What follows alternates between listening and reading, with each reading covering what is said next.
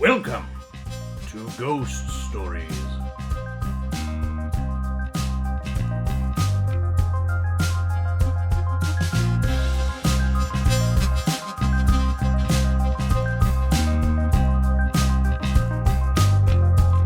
Join me, your host, Arthur Q. Mansley, and my delightful intern, Beth. Hi, that's me. As we delve into the intricacies of ghouls, ghosts, and goblins, and everything in between, discussing their politics, warfare, hairstyles, favorite scents, and so on. Today, Arthur, you wanted to bring a specific cryptid to light. What was it?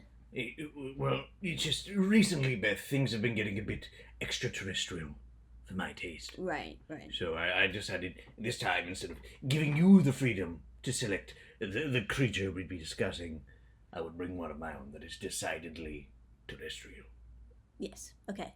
So, of course, my first thought was to head straight down to the Everglades, to the Florida Bayou. Oh, okay, yeah, okay. Yes, to discuss the skunk ape.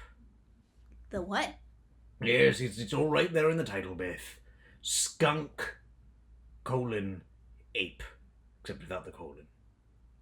Why did you say colon then? Because it felt like there needed to be something in the pause to delineate between the skunk and the ape part of the skunk ape. Okay, so what is the skunk ape? What does it look like?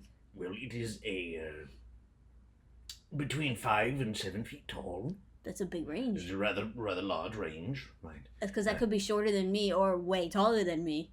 Exactly. So you've got to be on your toes. You never know what size of skunk ape you're going to be dealing with. Uh-huh. But it's between 5 and 7 feet tall, covered in a reddish brown to black hair. Too black. Completely coated in the stuff.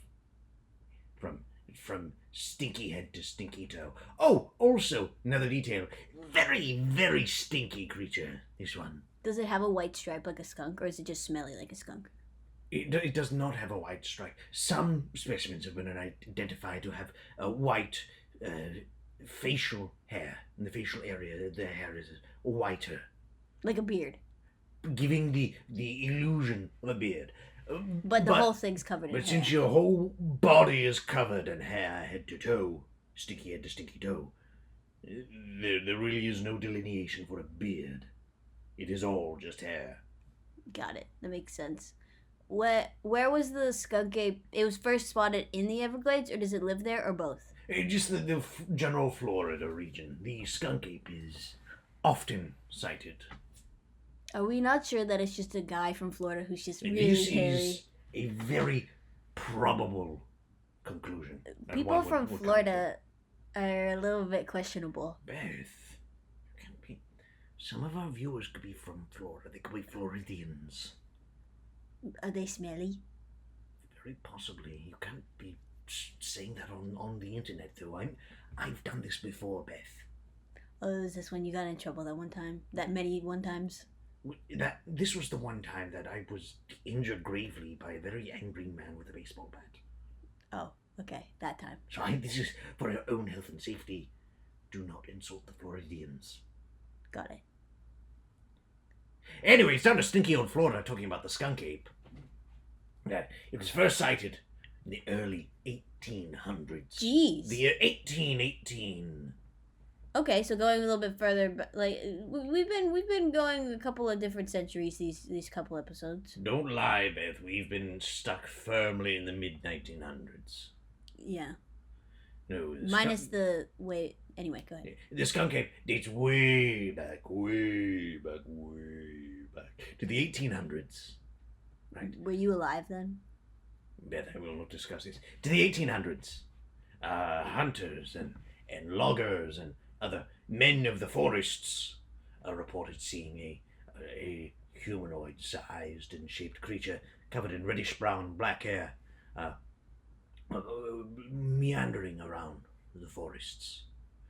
Some livestock reported killed. Ooh. Horses, cows. Oh, yes. so the skunk ape eats them. Has a thirst for blood, Beth. Were any people killed? None confirmed. Anyways, the first sightings, early 1800s, continuing on throughout the present day. Currently, we receive at least 40 reports of a skunk ape every year. There's quite oft-sighted. 40 per year, just in Florida, the state. Just in Florida, the state, yes. Wow. Very smell. I mean, it probably easy to spot because it leads with an odor.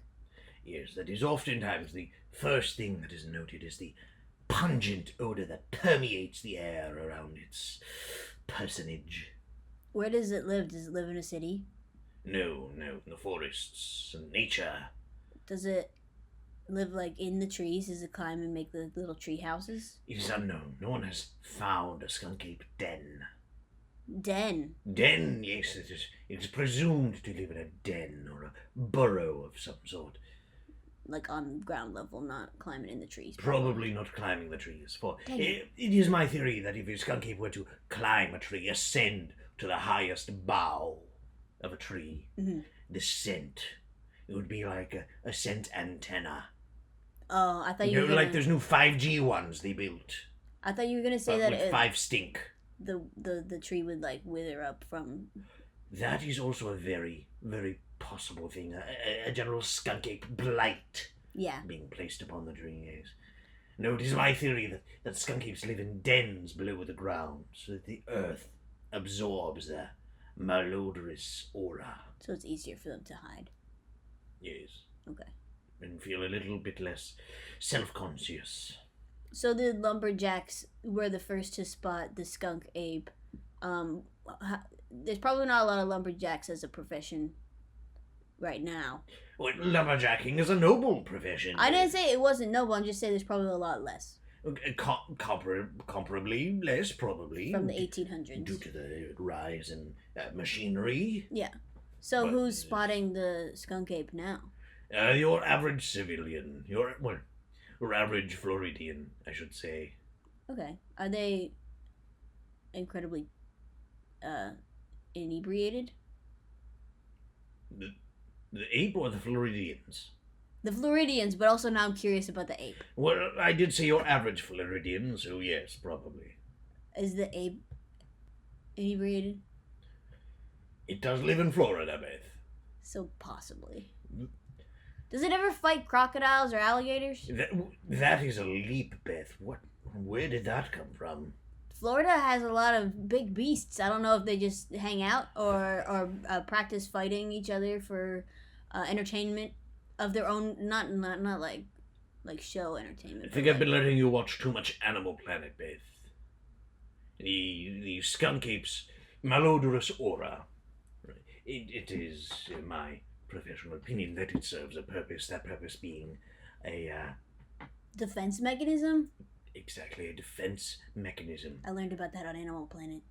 Well, there is some things to be learned, but not everything is your 1980s action movie, Beth. Dang it. But yes, the odor is, I believe, a defense mechanism to ward off predators.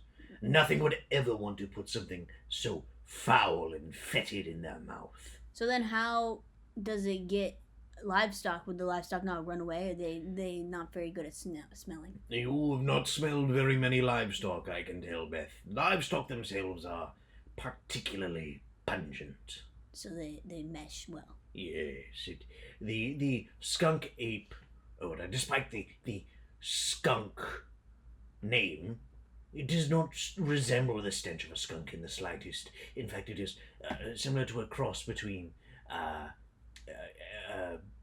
would say, cow feces and chicken feces. Have you smelled it personally? Oh, yes. Up close and personal. Tell me your story that you have about the skunk ape. Yes, my skunk ape story. It was first spotted in the early 1800s, as we've discussed. But my encounter with the skunk ape wasn't until the year 1952. Yes, 1952. It was a shining star in my cryptozoological interviewing career at the point. What do you mean by shining star? Like you? As in, this was a hell of an interview, Beth. Am I allowed to say? Can I say the hell word on the internet? Sometimes. It was sometimes of a hell of an interview, Beth. So were you trying to seek it out for a long time, or were you, did you come across it? The skunk ape was a creature I'd attempted to track down many times over the years, returning often whenever I had a spare month or two to the Everglades to... Did you drive? I utilize multiple means of transport. Was this when you had your boat? This was when I had my boat. Yes, my Everglades boat. That's wonderful. How did that Oh, go? are you talking about the kayak? That was a different boat, different time. Till that storm. In 1974. Do you want to talk about that? No, there was a discussion for a different day. For today we're discussing the Everglades boat. Yes, they're designed to float on the surface of the water. The giant fan propeller scooting them up. You had one of those? They have those all the time in the this Animal was Planet. Very new at the time, very Whoa, fancy. It was a gift, you see. From who? Well, I'm afraid I can't disclose that. I'm under an NDA still. Still. Yes. That was over 100 years ago, I'm pretty sure. Beth, you're making me feel very old. But anyways, there's multiple trips to the Everglades. Okay. Utilizing the supreme skunk ape detector system. Which is? It's on your face, Beth. Is it the nose? It is the nose, Beth. Yes, you cruise around the Florida wildlands, either the Everglades itself or into the forests. How do you... Nose aloft. So your head's tilted back. You tilt your head back and sweep 180 degrees before you left and right, and so as to scan the whole area. How do you determine it from other livestock smells? Well, that's the tricky part, Beth. Most of these adventures into the Florida wilderness did eventually end with me stumbling upon some livestock operation and being chased off the farm by a very irate Floridian farmer with a weapon. Were some of these livestock killed? Did you think that they were taken by the skunk ape, or were they just happened to be? That was part of the investigation, was to determine this, and to determine this you need to enter the buildings to inspect the animals and inspect every animal very thoroughly. This is usually where the farmer shows up. Did you milk a cow and they didn't want you to? Sometimes in the line of work you get dehydrated and require nourishment and fats. That's concerning. That's not yours. Did Johnny Law talk to you this time again? He certainly tried, Beth. You're on the run from death. When I had a boat! Johnny Law didn't have a boat in Johnny Florida? Law did not come prepared, Beth. Okay. He never does, Beth. Johnny Law is never prepared. Did you go on these boat adventures by yourself, or were you driving this boat and scanning, or was there someone else? Because you didn't have an intern at the time. Beth, 99% of the time I'm alone. Was this one of the times? Yes. How did you not crash every couple feet? I'm very skilled, Beth. Because you can't look and tilt your head back. Or can't. Maybe a normal human can't, but I am blessed with an extra bone in my neck. Did you wear one of those mirror glasses so you can look straight ahead while you're tilted back? Is that what happened? Yes. It looked very cool at the time, Beth. It was very hip on my new boat that was a gift to me. There's no extra bone in your neck, it's just regular. Boating down the Everglades, nose out aloft, catching a whiff, and then tickles my nose hairs. How many times have you been there before? Beth, I was in a moment. I was trying to build suspense. Well, I want to know the information. What was the question? How many times have you been to the Everglades? Dozens! So this was at least, 30th time. Well, maybe not that many. Maybe like the 7th. This was the 7th official... I have a very loose understanding of what a dozen is, Beth. So the 7th official search. Okay, yes. Go ahead. Your nose aloft. Nose aloft. And I catch... We resume where we were before we were so rudely interrupted. That odor hanging in the air. A telltale mixture. Part bovine, part bird. Avian. Yes, that's the word I said. Part avian, part bovine. Yes, mixed together, forming a foul miasma. Oh, yes. Miasma means stink. Got it. It made big stinky doody smell. Got it. Is that sufficient age level for you, Beth? That's condescending. Yes, that's what I'm told often. I smell big stinky doody smell. I follow my sniffer. Not to the fruity smell that shows, or whatever that bird says in those commercials. No, it is to the skunk ape. And there, what do you think I see reclining in a clearing? On a chair? On a chair, Beth. Like a beach reclining chair. Like a beach reclining chair. One of those ones that sits low so that you can soak your toes in the water and occasionally get your bum tickled by the waves. Oh, and one of those ones that have like those rubber slats, so sometimes you slip between the slats and it's a little bit uncomfortable. Yes, Beth, this is the chair. Why are you stuck on the chair? It's more about what's in the chair, Beth. What's in the chair? Is it the skunk ape? It is the skunk ape, Beth. Wonderful. Yes, so I park my boat and Did he seem pretty skittish? Well, he seemed to be snoozing or asleep. Oh, okay. He's reclined in his chair. He was in a shallow part in the water, just his bum belly tickling the tops of the water, toes just peeking above the surface. I park my boat. I don my galoshes so as to protect my foots. Yeah, you don't want to have too much water. Sploosh into the water, trudge my way through the shallow water towards him. The sludging and sloshing of the water awakens the creature. He turns and looks at me. He has sunglasses upon his face. Really? What color were the rims? They were gold. Very Ooh. fancy. They were Ray-Bans, as were the fashion at the time. Very nice. Did he seem pretty chill then? He didn't seem skittish to you. He had a beer in one hand, so he was very chill. Whoa. He was just having a brewski. Whoa.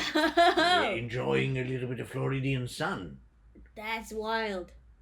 So, having located the creature, I, of course, retrieve my protective gear. Was there a clothespin So involved? those galoshes for my feet, and some large rubber pantaloons to protect my pants, and of course a clothespin for my nose to protect my nostril holes. Mm-hmm. Very important in this instance. Slosh my way over to the creature, and I say, "Hail, hail, skunk ape! 'Tis I, Arthur Q. Mansley, cryptozoological interviewer extraordinaire. What was your middle name at this point? In Florida, in 1952, the Q stood for Quiche Lorraine. Oh, you added the Lorraine, or you removed the Lorraine later on? This is all one word, Quiche Lorraine. Well, yeah. Okay, yeah. Yes. So what did the skunk ape reply with? Were you able to communicate pretty easily? Well, with my gift of tongues, it was a cinch. I say, "Hail, skunk ape, I've come to interview you in the name of science and knowledge and for the betterment of humanity." And he reaches down to his side beside his chair and pulls up a brewski and hands it to me. No way. Beth, this is the story of my greatest interview ever. That makes sense. Having brewskis with the skunk ape. Yeah. It was dreamlike, I should say. What does he call himself? Well, he declined to identify himself. He simply spoke as the skunk ape. Oh, so like it's like a pseudonym kind of artistic Yes. name. Yes, much like Prince or Banksy. Cher. I don't know if that's accurate. I think Cher might be her name. Either way, Skunk Ape and I had a delightful discussion. So I asked him Yeah, tell me many some of questions. I will tell you of three of them. The Okay. three most important questions Of course. I asked him. Wait, before we get into that, what Yes. was it? A light beer, or was it not? It was a Pabst Blue Ribbon. So you really know They know what to that the Skunk Ape knows how to party, how to get down, as it were. Did you eventually, after the interview was over, party? But the entire interview was a party. How long did it last? I can't recall. It was all kind of a blur Yeah. looking back. But anyways, the three most important questions I Yes. asked. Question the first. What is the source of your specific scent? What is Skunk Ape cologne? Do you have a guess, Beth? The remains, not like death remains, but like droppings of the livestock that he eats. You are. I must say, I must be teaching you very well, Beth. That is exactly what it is. Yes, the skunk ape, he will break into a farmer's farm, acquire livestock for sustenance purposes. He only eats white meat. Interesting. Yes, very, very picky. But he will then receive feces from the surrounding areas and smear it into his fur, creating a crust or a paste. Did this one have a white hair around his face? This one had, if I could be so bold to call it, a soul patch, I would. Interesting. Yes, He seems very chill. he was. He was very chill. Very chill. Does this skunk ape, does he take livestock and as needed, like, or does he take a couple at a time to take back to his abode? Well, he lacks refrigeration equipment. Yeah. Besides the small cooler he keeps for his brewskis, he lacks the facilities required to store large amounts of slaughtered creatures. So he just goes out and hunts whenever he requires it. Fortunately, much like an anaconda or a boa constrictor or a black mamba Which we or know you have. or a king cobra Which we know or you have a experience. coral Okay, snake, that's enough or snakes. yes, he is able to consume large amounts of food at one time and digest over a long period of time. Oh, that's a good quality to have in this situation. Yes, it did give him a strange protuberating stomach, though. It was looked like he had a babby inside. Does the skunk ape pay or compensate the farmers for the items that he takes? Oh heavens, no! No. He's unemployed. He has no money. Where does he get the brewskis? Beth, you've stumbled upon my second question. Skunk Ape, I notice you have a delightful chair, cooler, and brewskis. How do you acquire such Luxuries. human luxuries? Yes, you are a pardon my French, but a hideous, disgusting, stinky, terrifyingly, You said that disgustingly gross creature. Oh, yes. to his face. You have to be honest with cryptids, Beth. They can smell a lie. I mean, if there's a different odor happening, maybe they can't. Anyways, I tell him he's a disgusting mess of a creature. Right. And he, well, at this point, he broke into tears. That you reduced a cryptid to tears. Oh, I've done this many times, Beth. It's one of my special talents. I don't doubt that. He broke into tears. The only thing he wanted in his entire skunk ape existence was a friend. But he was just too horrifically stinky to make a friend. Not other skunk apes. Not other skunk apes, no. They live solo. No, yes, they're a solitary species. They gather quite infrequently to mate and have little babbies. We don't need to talk about that either. Hmm. So, did you ask him about his living situation? Like, I asked him where he acquired these luxuries. yeah. And that was the I mean, question he was posed. crying, Yeah, he so I started thought maybe crying. he didn't answer. This was part of the answer. Sometimes whenever you ask a creature a question, a real question, a hard-hitting, deep, true question, it can cause an unexpected uprising of emotion. Sometimes this is represented by tears, sometimes it's represented by angry shouting, sometimes it's represented by things being thrown towards your cranium. But everybody represents their emotions differently. This is why all creatures are special and unique, Beth. This is something I've had to learn. Sounds very understanding of Yes. you. But he wanted a friend. He wanted to be part of society, but due to his odor and his eating habits, and the fact that he was naked 99% of the time, besides for the times when he was smearing poop on himself, Oh, okay. it was difficult for him to hold down a job. And therefore meet other people to have And friends. therefore meet other people, yes. So all of the goods that he had were acquired through the 5-finger discount, we shall say. He stole them Yes. from other people. Right from under the noses. In fact, right from under the ass, one of them. Oh, can I say? Bum, rear, hiney, took us. Took us. Yes. The chair was, somebody was sitting in it. Right under their noses, even though he's very odoriferous. Right under the butt. Right under their noses, even though he's odoriferous.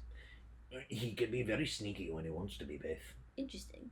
Did you ask him about where he lived? Did he live like in that kind of area? Yes, my final question for the Skunk Ape, that I can recall at least. We had many questions and many brewskis over the period of time we spent together. But the final question I remember was, as you alluded to earlier, what is your living situation? You are so difficult to track down. Why is this the case? Where do you reside? And the Skunk Ape told me he resides in an alley off of 3rd Street in Tampa, inside a old refrigerator box. Near a dumpster, I presume. Yes. Behind the old the Asian restaurant, China Sun. Oh, okay.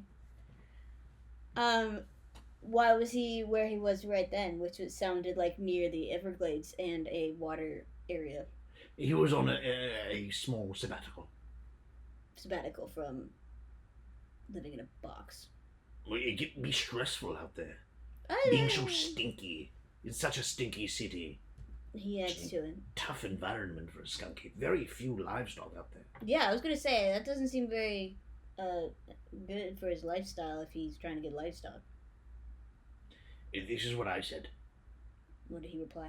Well, he seemed to be agreeing to most anything I put before him. I say, Skunk Ape, you smear yourself in animal feces, do you not? And he says, oh yes, sure, yeah. Mm-hmm. He seemed very agreeable.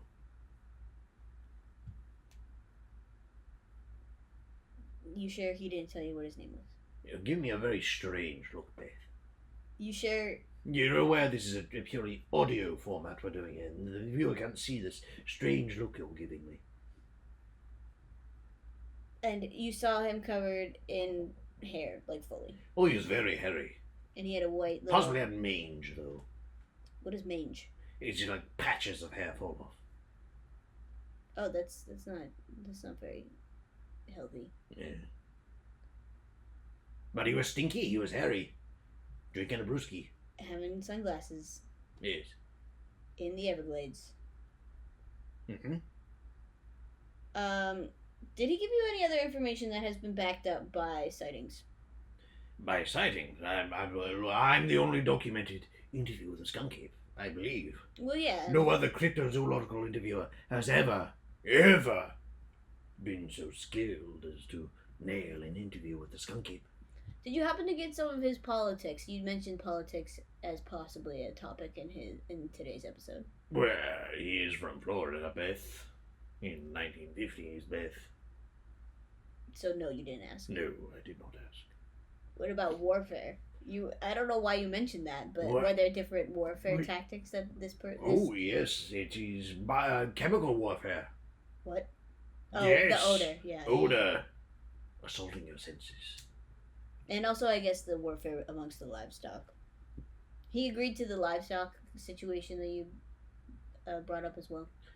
He seemed very surprised and taken aback that I had so easily deduced his method of nourishment.